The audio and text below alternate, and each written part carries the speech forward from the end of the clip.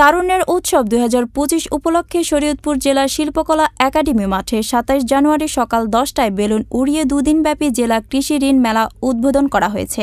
জেলা প্রশাসক মোহাম্মদ আশরাফুদ্দিন প্রধান অতিথি হিসেবে এই মেলা উদ্বোধন করেন। শরীয়তপুর জেলা ব্যাংকার্স অ্যাসোসিয়েশনের সহযোগিতায় জেলা প্রশাসন শরীয়তপুর এই মেলার আয়োজন করেছেন। কৃষি ব্যাংকের আঞ্চলিক মুখ্য ব্যবস্থাপক মোহাম্মদ মেহেদী হাসানের সভাপতিত্বে ন্যাশনাল ব্যাংকের ব্যবস্থাপক আকরাম হোসেনের সঞ্চালনায় উদ্বোধনী অনুষ্ঠানের বিশেষ অতিথি হিসেবে বক্তব্য রাখেন অতিরিক্ত পুলিশ সুপার শেখ শরীফুজ্জামান, জেলা প্রাণী সম্পদ কর্মকর্তা আবু বক্কর সিদ্দিক, বাংলাদেশ ব্যাংক বরিশালের উপপরিচালক জিকিরিয়া হেলাল। এই মেলায় বিভিন্ন ব্যাংক, কৃষি বিভাগ, মৎস্য বিভাগ, পল্লী উন্নয়ন বিভাগ সহ প্রায় 50টি স্টল বসেছে। প্রধান অতিথির বক্তব্যে জেলা প্রশাসক মোহাম্মদ আশরাফুদ্দিন সহজ শর্তে যাতে কৃষকরা ঋণ পেতে পারে সেই ব্যবস্থা করতে সকল ব্যাংক ম্যানেজারদেরকে অনুরোধ জানান। জেলা প্রশাসক স্টলগুলো ঘুরে ঘুরে পরিদর্শন করেন।